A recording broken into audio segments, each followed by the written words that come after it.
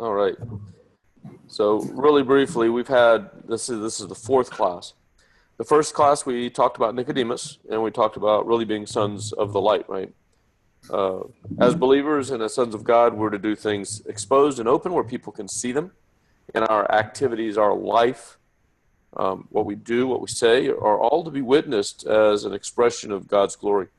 And we keep that in mind because that's kind of a backdrop for how we live.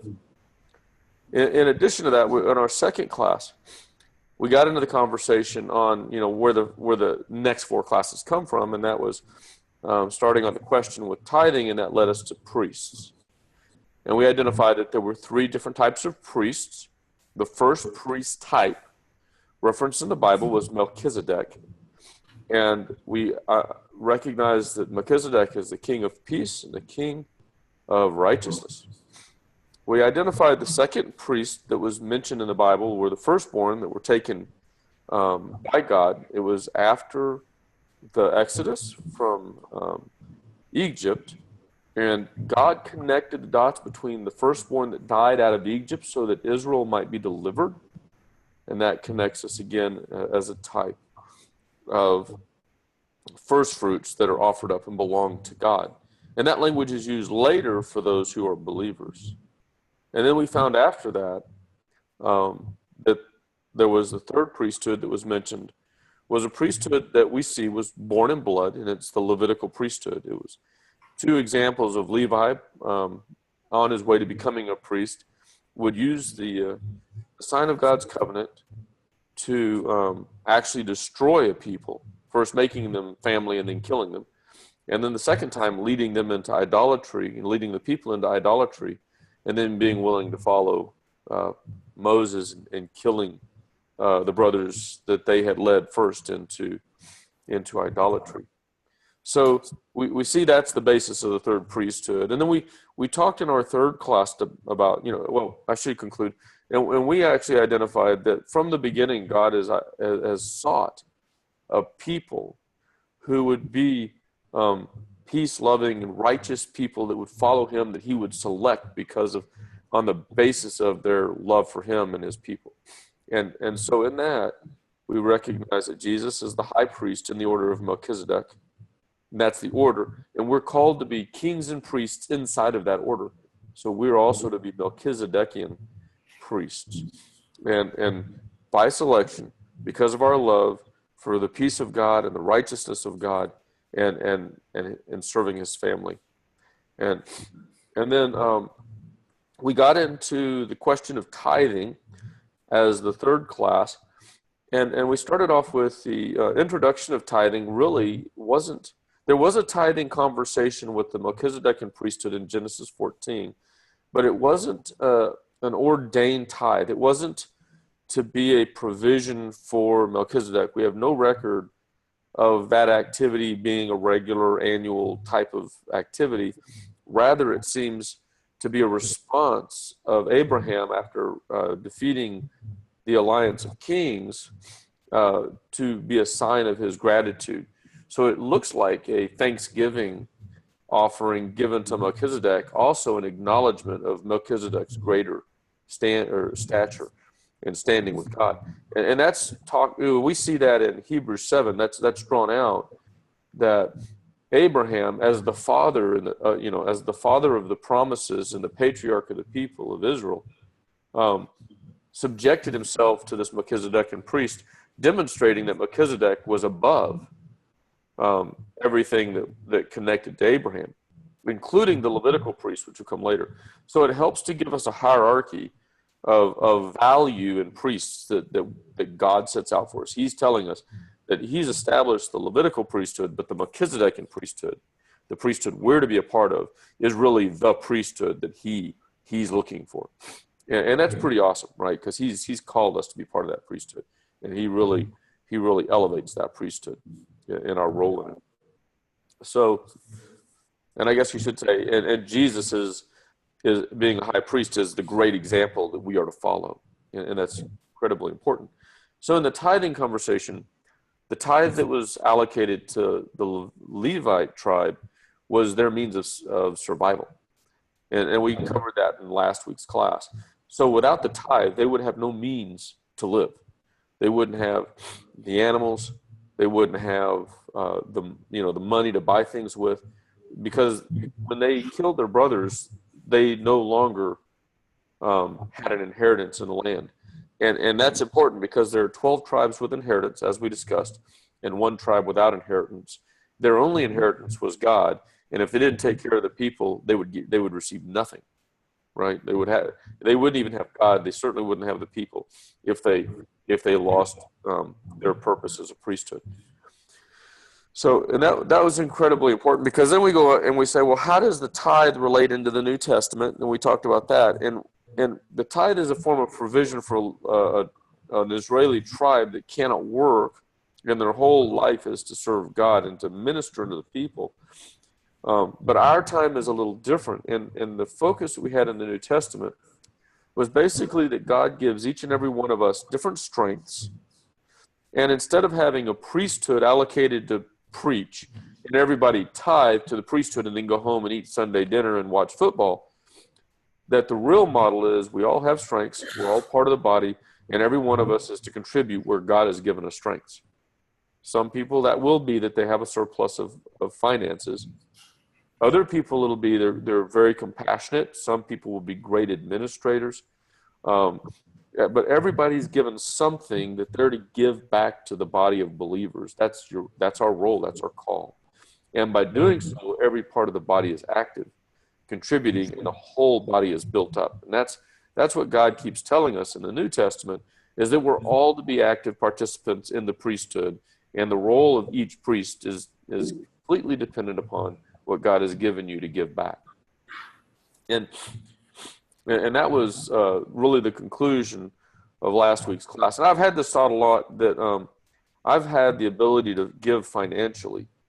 But the thing I've discovered when I give financially is I don't connect personally with the person I'm giving to a lot of times. Right? Sometimes it's through another agent. I give something because I heard somebody needs something. And I'm not really connecting to the end party who needed the help. But I found that when we actually just lost a friend last week, and when you go and you talk to the family and you spend 3 or 4 hours with them and you comfort them, you cannot help but be touched. It changes you from the inside out.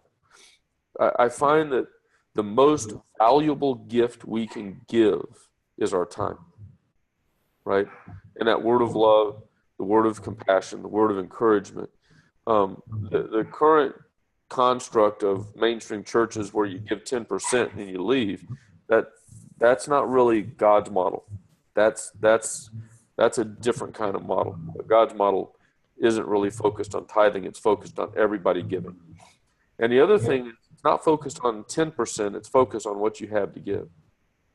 So I may very well have the ability to have my wife be at home, and that means she may be able to give 20 or 30 or 40% of her time to helping with youth and helping with the elderly. That's not 10%. We don't say, well, that was 10% of our week, we're done now. Because it's not allocated like that. It's what do you have that God has given you, and how can you give from it? And it changes because we're called to be generous with the gifts that we give. And it can be anything, right? And so that was the conclusion of last week. So now we begin this week.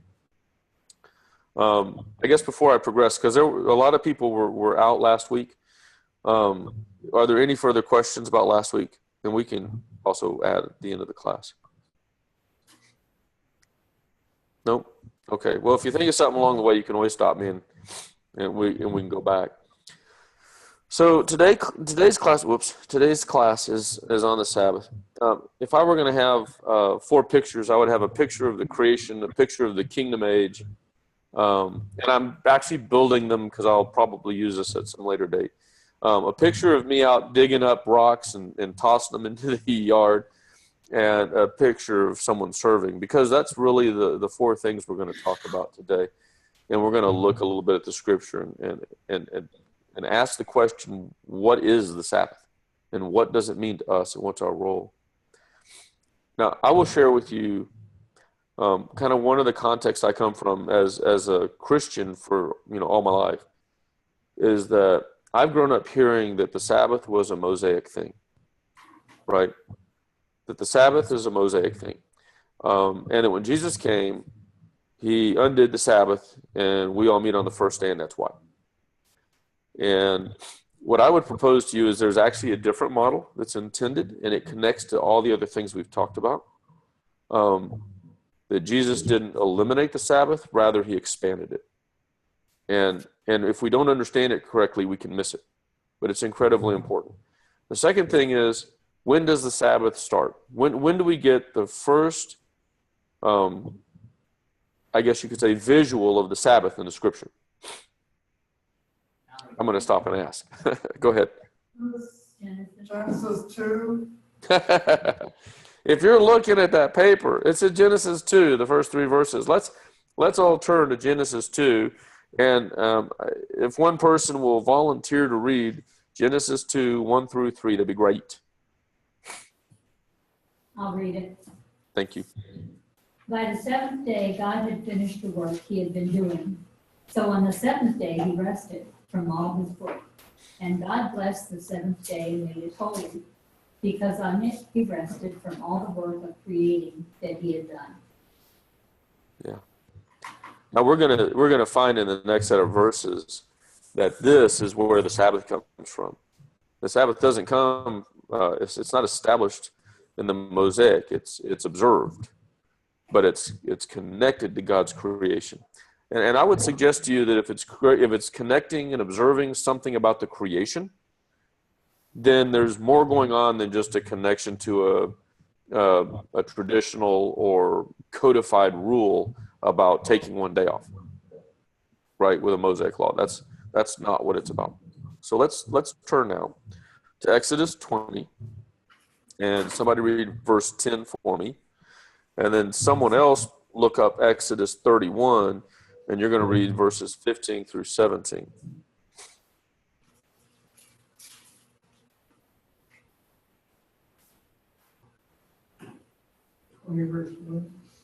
Exodus 20, verse 10. You got that, Ellery?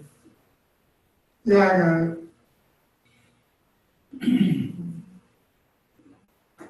But the seventh day is a Sabbath to the Lord your God. You shall not do any work, you, your son or your daughter, your male or female slave, your livestock, or the alien resident in your towns.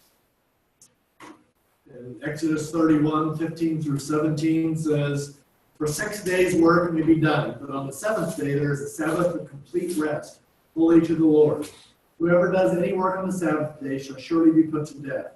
So the sons of Israel shall observe the Sabbath, to celebrate the Sabbath throughout their generations as a perpetual covenant. It is a sign between me and the sons of Israel forever. For in 6 days the Lord made heaven and earth, but on the seventh day he ceased from labor and was refreshed. Yeah. And that's going to be really interesting, because when you talk about the creation, it connects to other things. The creation doesn't stand on its own, right? God doesn't establish a 7-day creation. He could have done it in 20 minutes, or he could have done it in 20 million years. But it isn't the way it's stated in Genesis 1. It's stated and established as a 7-day creation, and it's a pattern that it creates for the rest of the creation that we're a participant in. And there are a couple of different places where you get references to it, but I'm going to lead you to one other thing, because we're going to see in Hebrews chapter 4 that the Sabbath isn't just about the day of creation, it's about something else, right? It's a metaphor for something else that's coming. Now, I'm not saying that creation is a metaphor. I'm saying that creation is a literal thing that happened, but it also has a metaphor value. It also connects to something else. And that's the way God works. He'll do something, and it's real, but it also is something else. There's always a deeper thing that's going on. And the 7 days of creation are definitely deeper. So let's look at Hebrews 4, and we're going to read verse 1 through 11. So if I can have somebody do a little verse marathon there, read Hebrews 4, verses 1 through 11.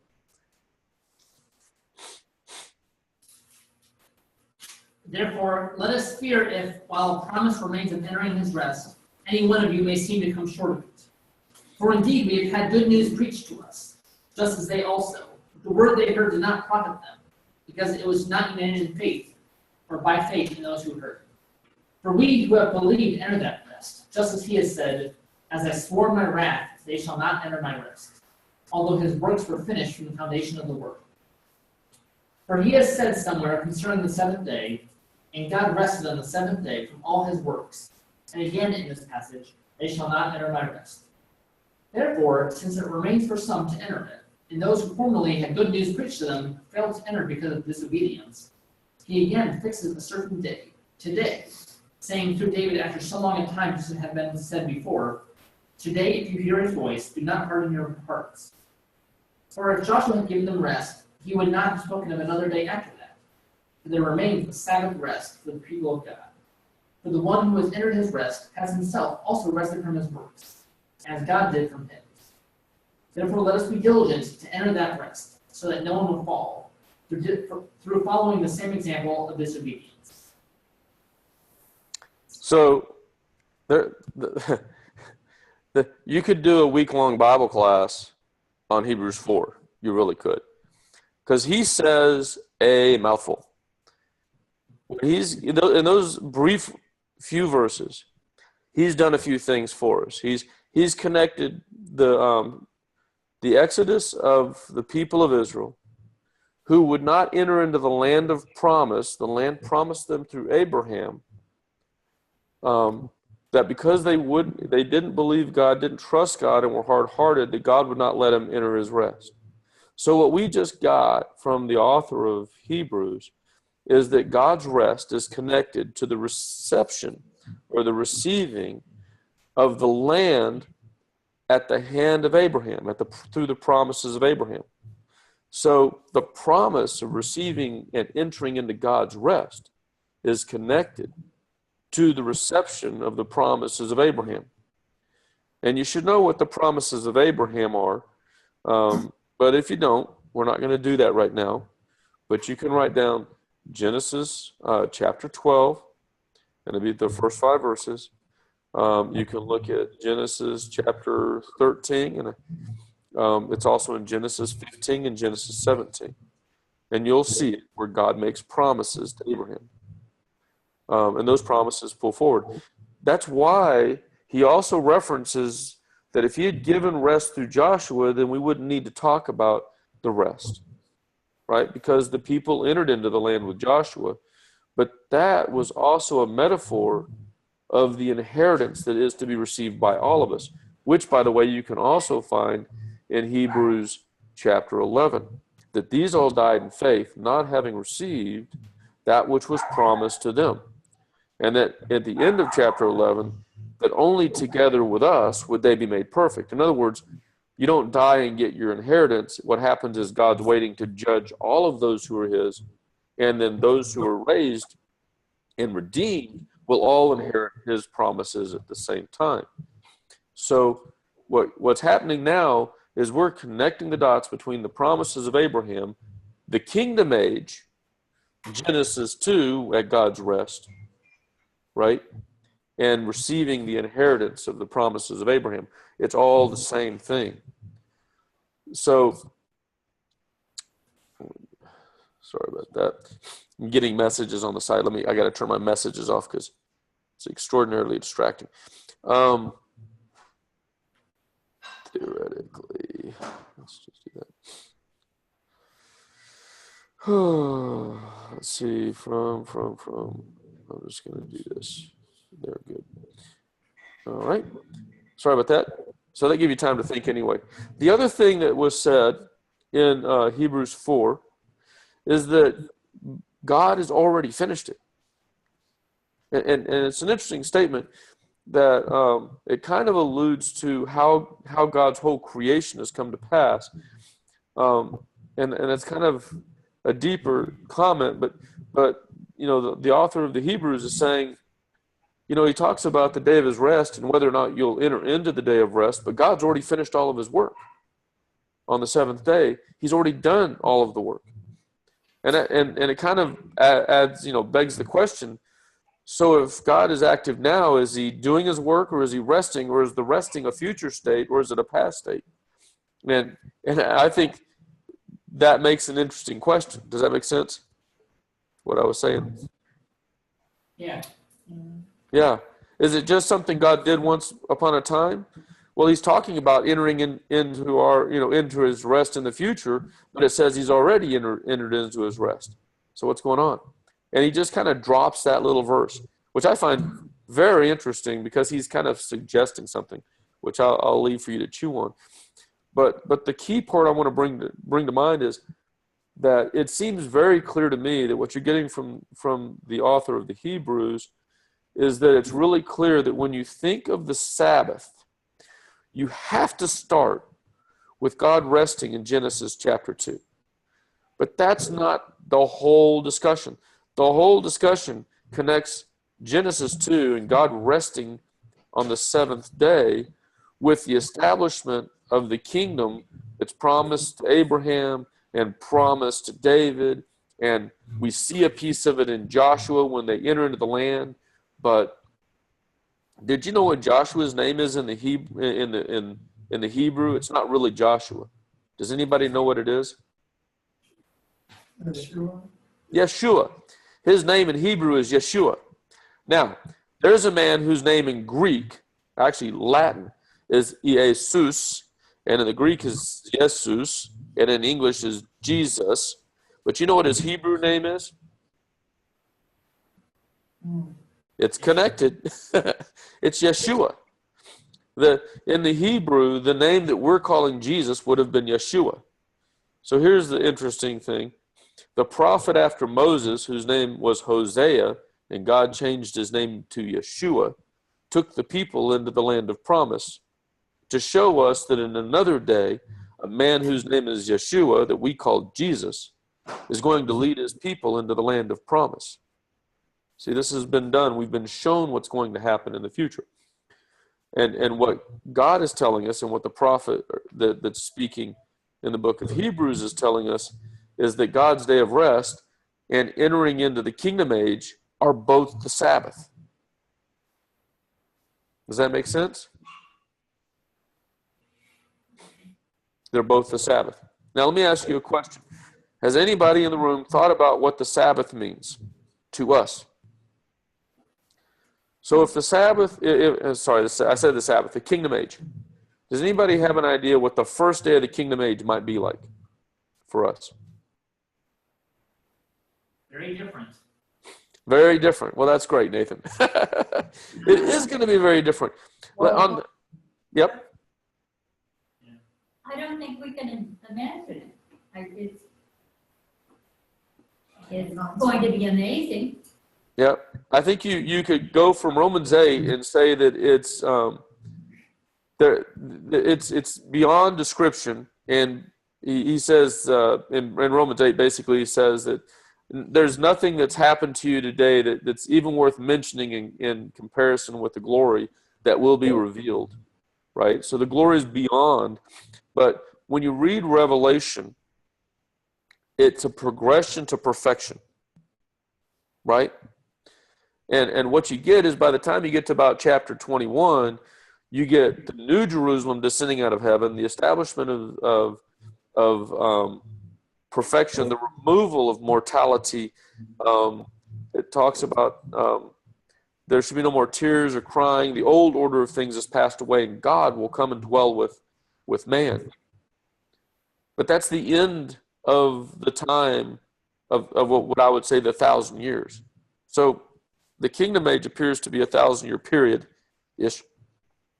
And the beginning of the 1,000 years would be the judgment of those who are baptized by Jesus and the redemption of those who are called worthy by Jesus. And then for the 1,000 years, the earth will be purified until all sin will be removed. And then God himself will return to dwell with his people. And there will be no more death, mourning, crying, for that order has been removed and done away with. And in that day, God will be made perfect and manifested perfectly over the entire earth, and his glory will be known to all, because all that remain will have his glory embedded in them. And I can tell you that much because that's what the scriptures tell us. I can't imagine all of the glory because I've never experienced anything like it. But the significant thing I want to draw to your attention to is that what's not described in the scriptures is the redemption of the people of faith who then go and sit down by the riverside and just do nothing. Right? It's not parcheesi for 1,000 years and then perfection. It's purification for 1,000 years and then perfection. And who's going to be at the head of the purification of the earth? Who's going to be the King of Kings? The Lamb. Jesus. Absolutely, right? The Lamb, Jesus. Jesus has been awarded to be king over the earth for the 1,000 years. And in my view, for that 1,000 years, God actually has given someone else the role of purifying and perfection. And to me, this makes sense. This isn't strictly the class, but it's laying part of the found work because I don't know, everybody's been a child and some of you have children. If a child makes a mess in the kitchen, who's supposed to clean it up? The person who made it. Yeah, not mom, right? It's not like, hey, my 12-year-old made a mess in the kitchen, so I'm going to call my wife and have her come clean it up for me, right? That's not, you get the 12-year-old back in the kitchen. Now, who introduced sin into the creation? Adam. Guess who's going to get to purify the earth? Well, Adam's going to be there, and so are his children, because we have sin in us, and God is giving to those who are his children to purify that which they've brought low, that which we've brought low, and that's actually a gift. He's giving us the opportunity to purify the earth. Now we're going to look at some verses here in a second. So you'll see I'm not just making this up and telling a fine tale. But the point I want to bring to it is I believe that what we find is in the 1,000 years of a progression to perfection on the earth, God is resting, Jesus is ruling, we're with Jesus ruling and purifying, and we're going to purify for the entire 1,000 years. But the work we're doing is not earning money so that we can eat. Does that make sense? The work that's being done is a work of the Lord that we'll love to do, that we'll find we'll have the power and authority to do, and we don't have to worry about provision because that'll be covered. We don't need to work to buy more tools. We don't need to work to buy more fuel. We don't need to work to feed our faces. So it's not self-provision work, it's work of the Lord. And that's what the Sabbath is all about. Now let's go look at some verses. So I'll run you through that. Now we're going to go look at it. That verse for the last. Let's look at Matthew chapter 12. I may have to pull up another page here. Yeah, like that one. Yeah, I take it back. We're going to use Mark instead. We're going to look at Mark chapter 2, and we're going to read starting at verse 22, 23. So we're going to start at verse 23. So Mark chapter 2, start at verse 23.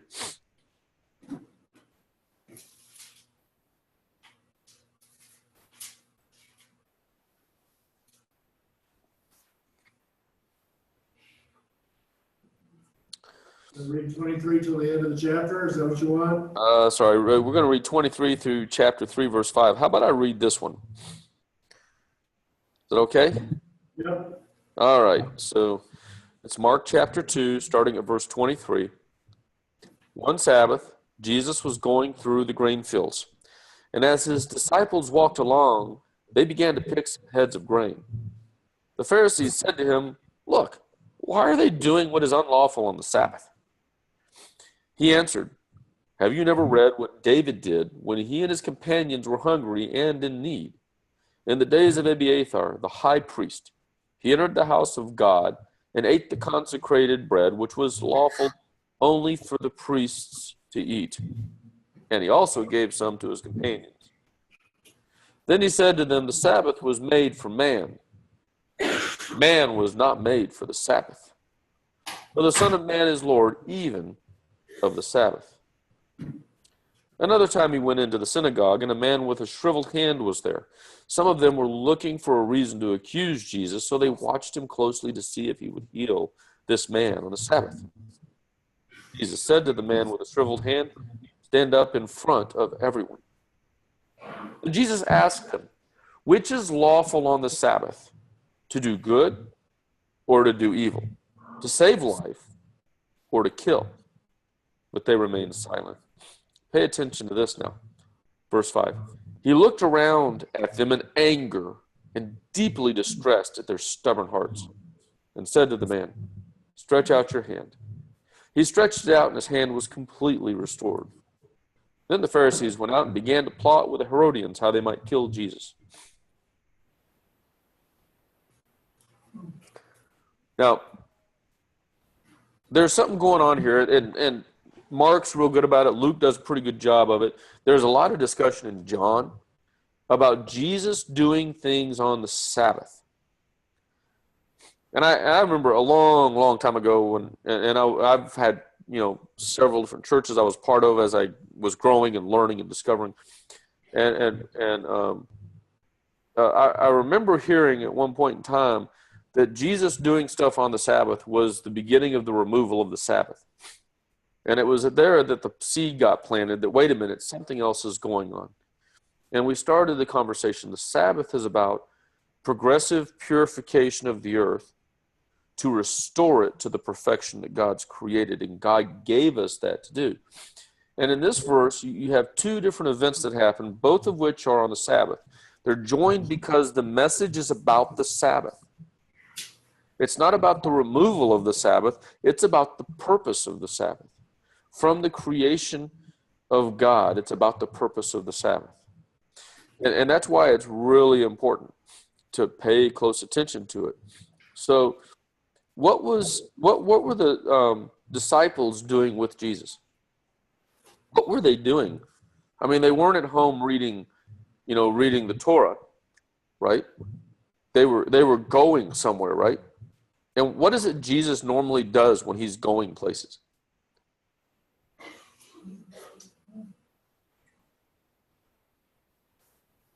Throw something out there. You can't be far wrong, and you're probably right. So what? Just somebody throw something out. What? Jesus goes somewhere, and then he does what? He gets involved with the needs of the people, like heals them or casts out demons or whatever they need. He's attentive to it. That's right. He charges about $10.50 an hour. No, is that not what he does? His minimum wage doesn't apply. $100 for healing. Yeah, right. Come to my house. $10 a healing. No, he doesn't do that. Who's he serving? His Father. Yeah. He's serving his Father by serving his Father's family.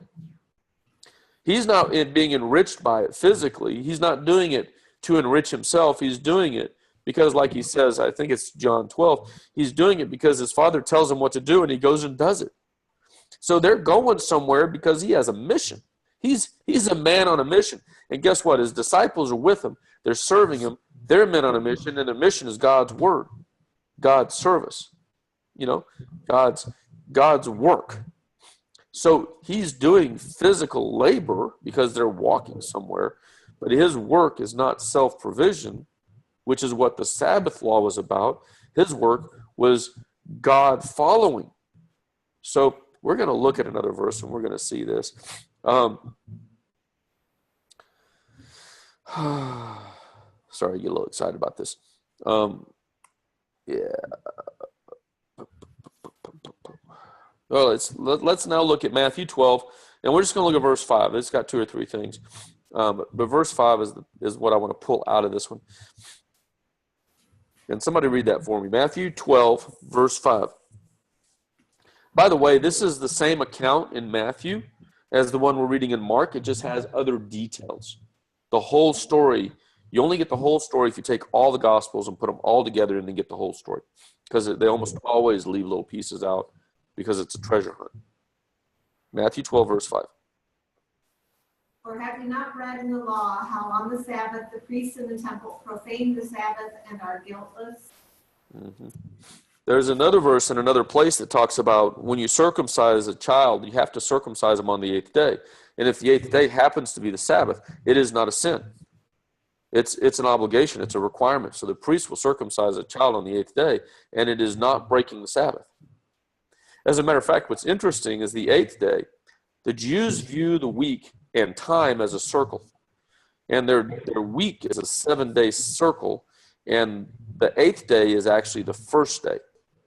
So you circumcise a child on the 8th day, it's equivalent to circumcising them on the first day. And it's the start of a new creation. So the 7-day week to them is an echo of the creation, and the 8th day is a new creation. So when you circumcise a child on the 8th day, it's an expression of the new creation that God has created that man will participate in. Because at the end of the seventh day, the 1,000 years when the earth was perfected, at the end of that, God comes to live with man, and we begin the new day. We go into the 8th day. That's a whole other study, but it's beautiful because the imagery is that skin, the flesh, where sin is cut off on the 7th day, and in the 8th day, or really it's cut off at the beginning of the 8th day, and then from there on out, you don't have mortality, you just have perfection and dwelling with God. So that's a deeper type. But Jesus is saying the priest does work, and he's required to do it every day, but it's not work that breaks the Sabbath law, because the work of the priest is the work of God. What's the greatest priest? There are 3 types. What's the greatest one?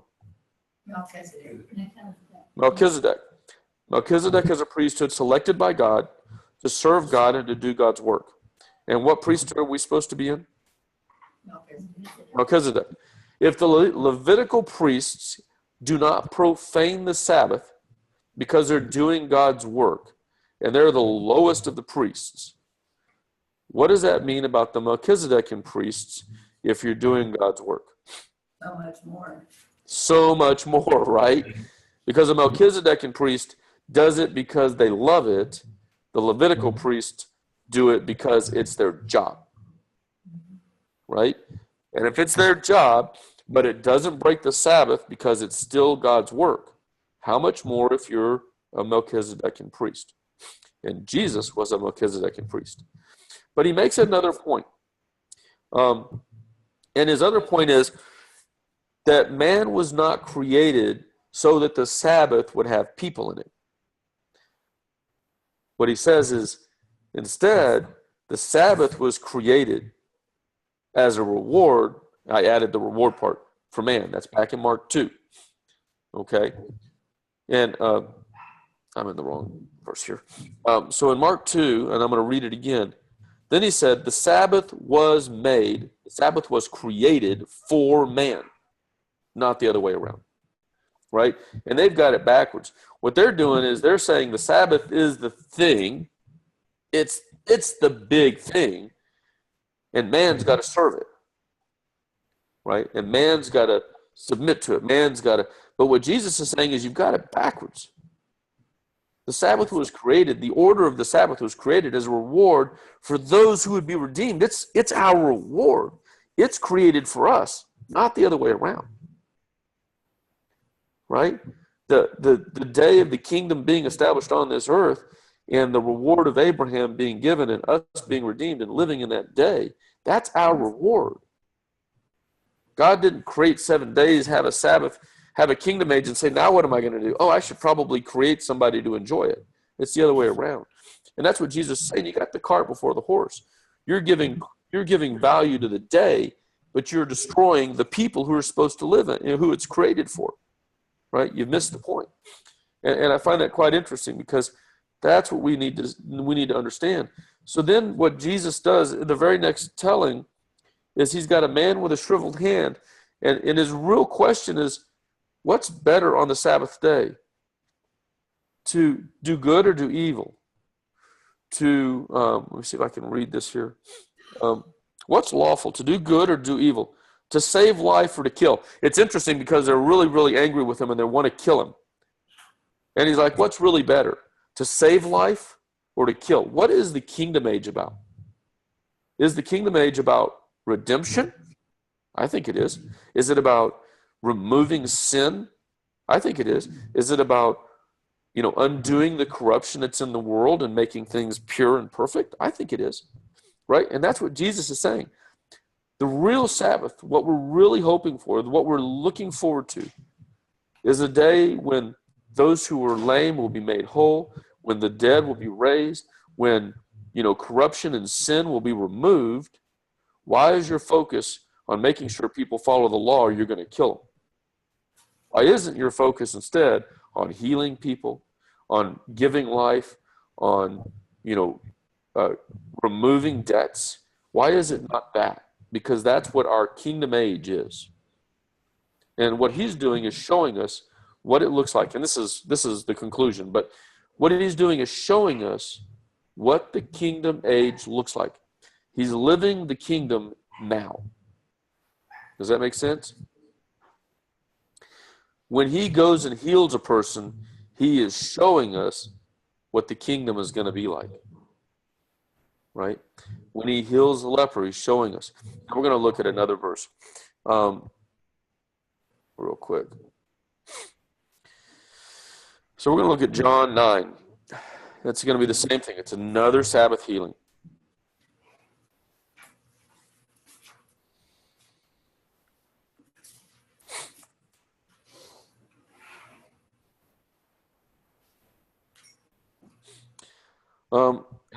I'm just going to tell the story. I want you to look at it. It's a good piece of the chapter.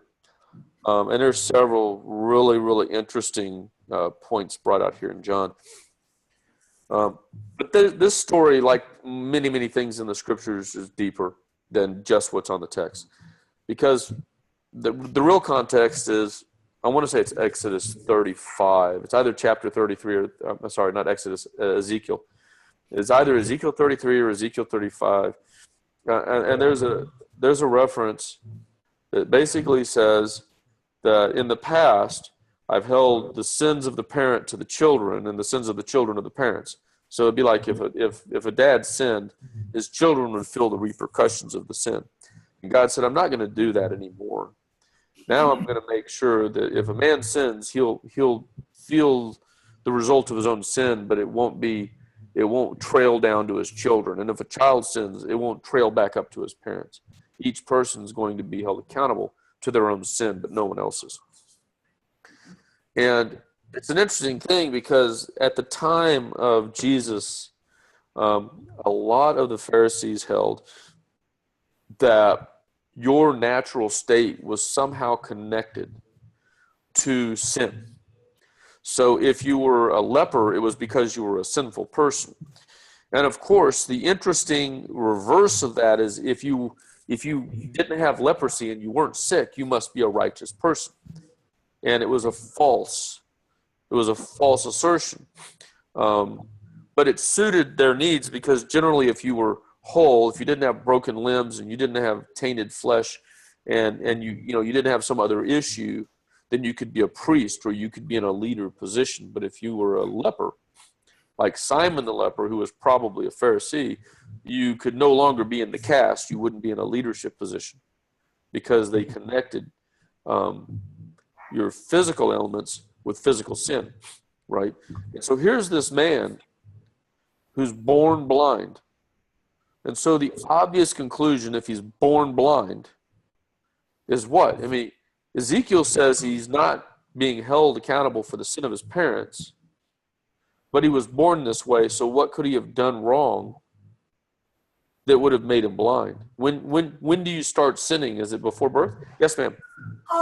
So what comes to me is the part in the gospel where, how did it go? Somebody was handicapped, and they kind of brought that question to the Lord, like, okay, who sinned, Yep. Right. Or why did the tower fall on somebody that happenstance happen in life? Yeah, Simon. Yeah, the Tower of this is Genoa or something like that, or Siloam. Yeah. Do you imagine that the people whom the tower fell on were more sinful? That was Jesus' question. In John 9, go ahead. Yes, or like this particular person that has experienced this blindness or lameness, whatever it was, because of, sin. Yeah. That was exactly the point. In John 9, that's really the question that comes to bear by the apostles, because they're struggling with this, and they're saying, well, what explain to us, the convention of the day is he's sinful, because he wouldn't be blind if he weren't sinful, but he was born this way, so he was born in sin, but he hadn't had a chance to sin yet, but it couldn't be his parent because Ezekiel says no. So what's going on? That's what they're asking Jesus. And Jesus says, you got it wrong. That basis isn't really the basis. The reason he's born blind is because God's going to do something powerful with him. And it's God's will that he be born blind so that God's work could be seen through this man. Right? So, and that's what John 9 actually does. Later, however, you can imagine the man was born blind, so he was never allowed inside the inner court of the temple, which means when the priests are preaching, he would have to be in the outer court, even outside where the women and the children were allowed to be. He'd have to be further out. And yet, when the Pharisees start asking him about, well, how did you get healed? And they said, well, they made a comment about whoever healed you did it on a Sabbath, so he can't be from God. And he says this thing. You get it in Nicodemus in John chapter 3 and a couple of other places. He says, well, isn't that amazing? You don't know who this guy is, and yet we all know that no man could do anything if he were not from God. And then they said, how dare you preach to us, for you were born steeped in sin. And then they cast him out of the temple. Right? But it's an interesting thing, because what Jesus does with this man, he heals him, and then he goes away. And the man has to, be cleansed at the temple. And then afterwards, Jesus comes back to him, and what have they cast you out, kind of thing. But it's real interesting, because there's also a parable that physically occurs in the concept of being blind. You see, we're all born blind. And this is something we don't think about. It's not physical blindness that we're born with, it's spiritual blindness. We're all born blind. And unless Jesus is involved in the conversation, we'll remain blind for the rest of our lives. And yet this is the work God has seen fit to do in us, to reveal to us, to give us sight as we progress in life. And he's the one who's giving us sight. Jesus is the one who's giving us sight. So when we come to recognize and understand the plan of God and Jesus' role in it, and what God wants for us in our lives, that's being made to see spiritually.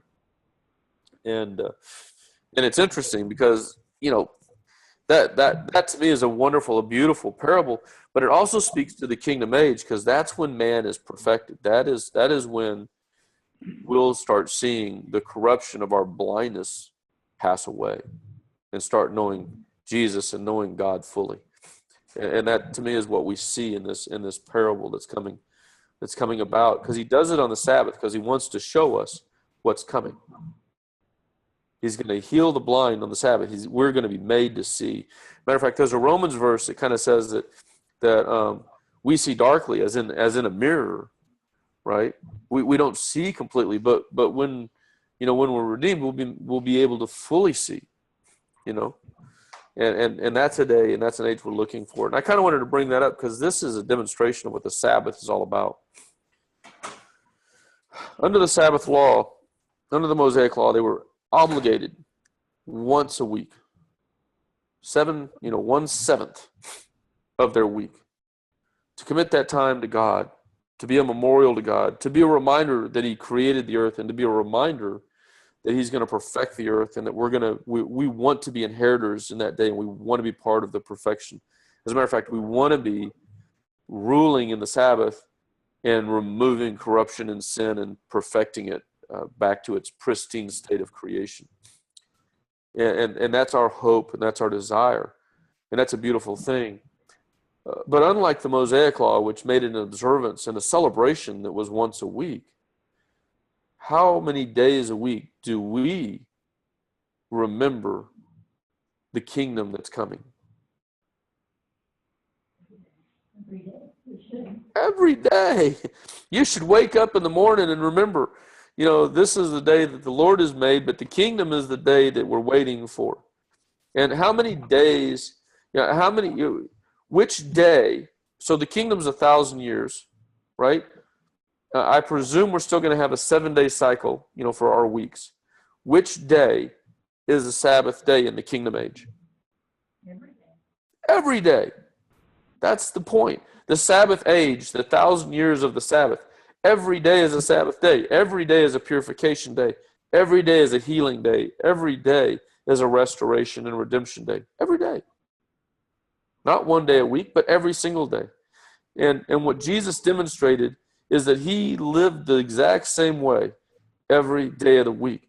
But he was going to demonstrate that on the Sabbath, he was going to be as active and healing and purifying, because he wasn't living a Mosaic life. He was living a kingdom life. And he's our high priest. And we're priests in his priestly order. And I would share that we have a choice. We can choose to allocate one day a week as a memorial and follow the Sabbath. We can. That was established at the creation, not with Moses. But what we've been shown, and that's if that's all we have the energy for, well, 1 out of 7 is better than nothing. But if we want to live up to the calling we received, we're Melchizedekan priests, maybe in training, but every day is to be a memorial of the kingdom that is to come.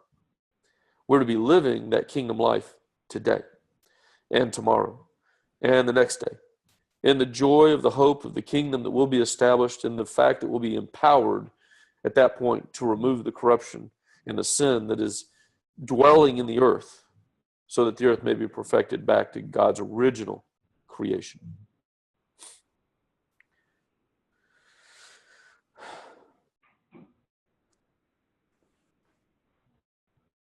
If we'll look at, as in closing, I have 2 verses in closing, because that really is the closing. That's the punchline. To me, that's the punchline. The Sabbath isn't really gone. It's just a question of whether you want to give 1/7 of your week to God or whether you want to give every day. And as a Melchizedekan priest, as someone who lives for God, it's got to be every day, right? Jesus didn't remove the Sabbath; he expanded it. It's a whole different order for us, and that's totally awesome. But somebody might say, "But I have to go to, I have a job. I've got to go to work," and this is practical. So let's turn to Colossians, chapter 3. Like I had it written down here. I know it's 23 or 22, yeah. So we're going to look at Colossians 3:22 all the way through chapter 4, verse 6. But 23 is the key verse. So who would like to read Colossians 3:22 through chapter 4, verse 6? I'll read that. Slaves, in all things, obey those who are your masters on earth, not with external service, as those who merely please men, but with sincerity of heart, fearing the Lord. Whatever you do, do your work heartily, as for the Lord, rather than for men, knowing that from the Lord you will receive the reward of the inheritance. It is the Lord Christ whom you serve. For he who does wrong will receive the consequences of the wrong which he has done, and that without partiality. Masters, grant to your slaves justice and fairness, knowing that you too have a master in heaven. Devote yourselves to prayer, keeping alert in it with an attitude of thanksgiving, praying at the same time for us as well, that God will open up to us the door for the word, so that we may speak forth the mystery of Christ, for which I have also been imprisoned, that I may make it clear in the way I have to speak. Conduct yourselves with wisdom toward outsiders, making the most of the opportunity. Let your speech always be with grace, as though seasoned with salt, so that you will know how you should respond to each person. Thank you. And when you read this and you pay attention to what's happening, the pattern you find is that everybody lives with different resources, different realities, different roles. But whatever you have, when you use it, if you use it in such a way as to demonstrate the glory of our service and our ministry and our Father, even if what you're doing is physically for someone else, it's credited as work that's done for God. And Jesus in here is talking, through Paul to slaves to begin with, and says, if you believe, if Jesus is your Lord, don't work for the person that you're a slave for. Work as if though you're working for Jesus, and your work will be credited as such. So we all have the scenario where we're a slave to somebody, where we have a job, or we have responsibilities that we have to do. And what he's telling us is, whatever you do, do it with all your might. Do it as if though the work you're doing is for the Lord. And whatever resource you have, whatever you're doing, whatever your engagement is, whoever you're talking to, remember that you're representing Jesus. You're representing God. And that's your opportunity to demonstrate the character and, in fact, what I call the way of God, his compassion and his graciousness and his kindness, his abounding love and faithfulness. That these are the characteristics that we're given opportunity, whether it's in servitude or whether it's in giving or sharing or encouraging, whatever the state of being we're in, the work we do is a work that's an expression of our service to our Father and is credited that way. So in the past, it was like 6 days to serve yourself, 1 day to remember God. Now it's do everything with your utmost ability, keeping in mind the way of God, and it be an expression of the glory of God to people around you, serving, helping, building, growing, always remembering that you're working for the Lord. That's who you're working for. And that's how I can then say, if that's true, and that's what he says, then it doesn't matter what you're doing so long as you're doing it for the Lord. Do it with all your might to the best of your ability, and you're living the Sabbath and you're in that moment because you're working in the Lord's vineyard, not in someone else's. So, and that to me is the message that we're being given, because then you begin to realize that we're placed where we're placed because this is where God wants us right now. And because he has a mission for us, whatever our work may be. And that's pretty cool, right? So let's turn to the closing verse, 1 Corinthians 15, verse 58. And I read this to you. Therefore, my dear brothers, stand firm. Let nothing move you. Always give yourselves fully to the work of the Lord, because you know that your labor in the Lord is not in vain. And then I guess, Ray, can you close us in prayer? Yep. Heavenly Father, we're very thankful for the message and the study that Kim has done to bring to us tonight. We pray, Father, for your kingdom age to come. We pray that your Son Jesus will return soon. We pray that through your goodness and through your grace, we may be allowed entrance into your kingdom. Father, watch over us as we continue on our own path, our own journey, our own studies. Help us to draw closer to you at all times, and help us to do all things every day that we can to serve you.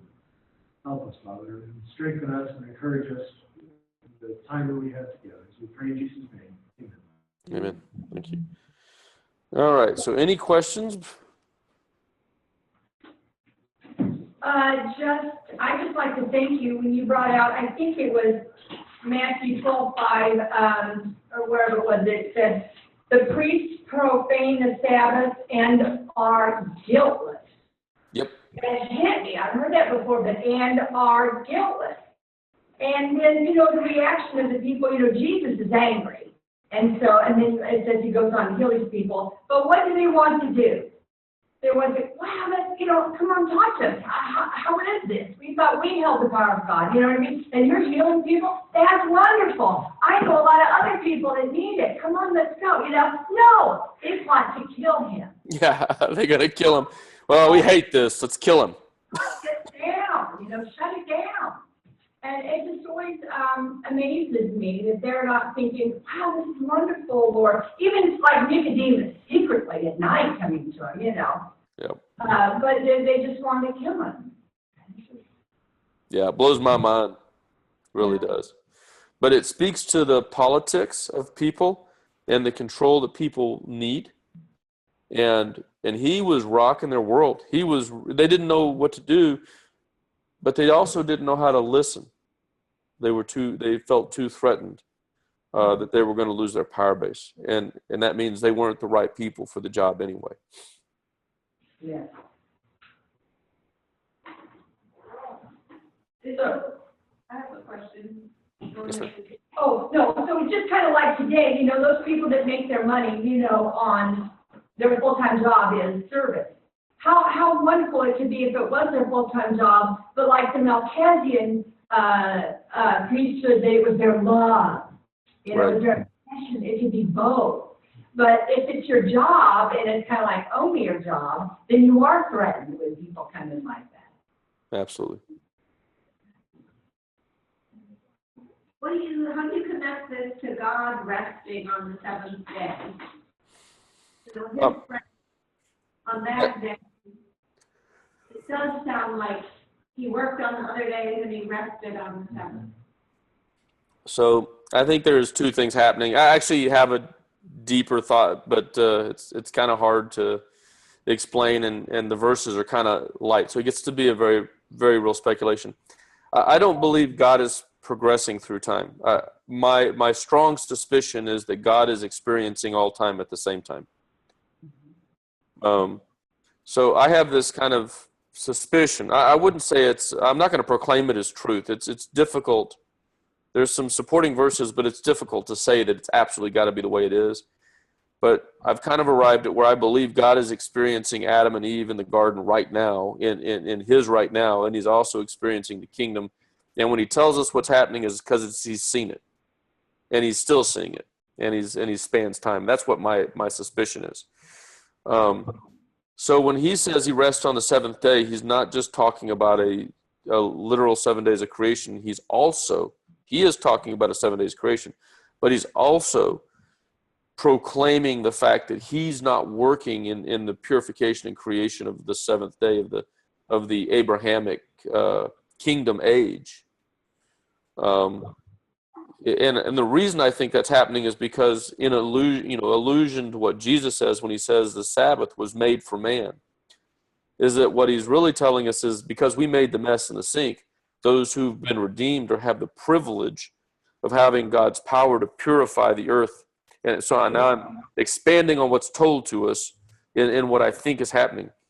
So you can't just go and say, hey, this guy taught us that this is what he thinks or what he knows is true, because I speculate on it.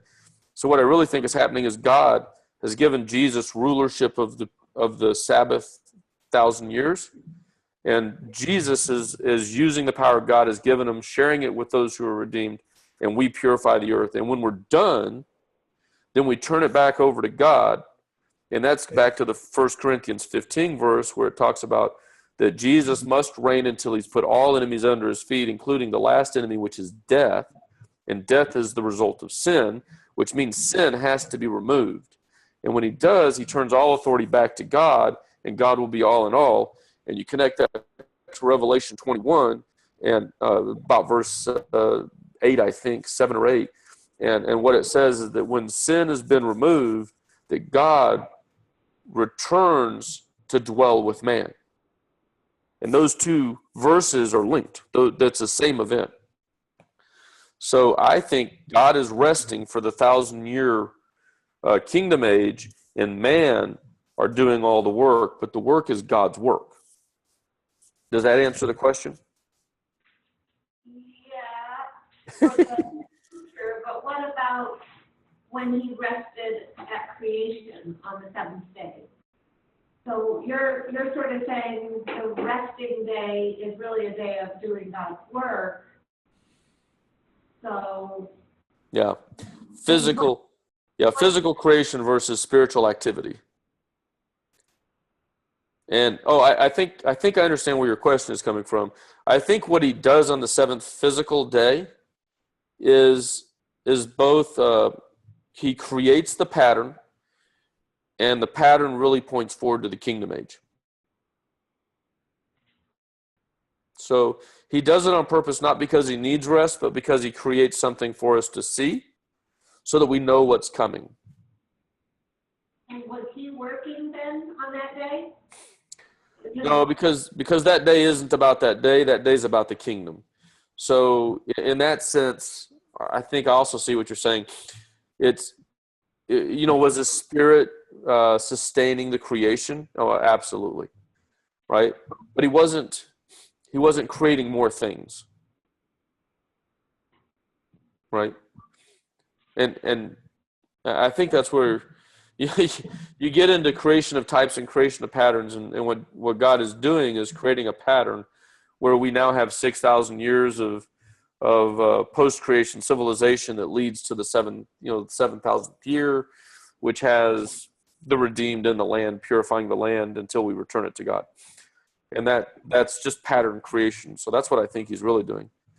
I don't think God needed rest because he was tired. I think he was creating a seventh-day pattern so that then future generations would have something to look backward to remember what's coming ahead of us.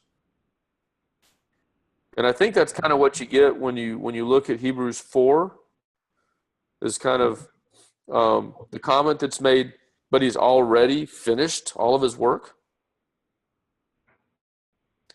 And he's also part of what and there's part of that I'm not clear exactly what he means, but I suspect there's a possibility that what he means is that part of the statement of creation is also, I'm very comfortable that it's definitely a metaphor of the 6,000 years of civilization and the seventh day kingdom age.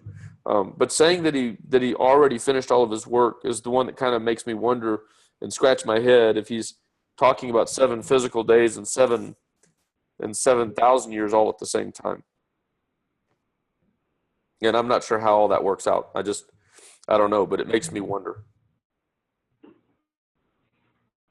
I think it's a good question, but I'm not sure how you get the final answer yet.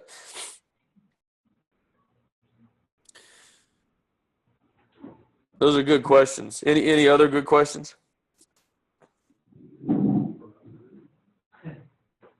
Are bad questions allowed too? Yeah. Thank you for not giving me any easy questions.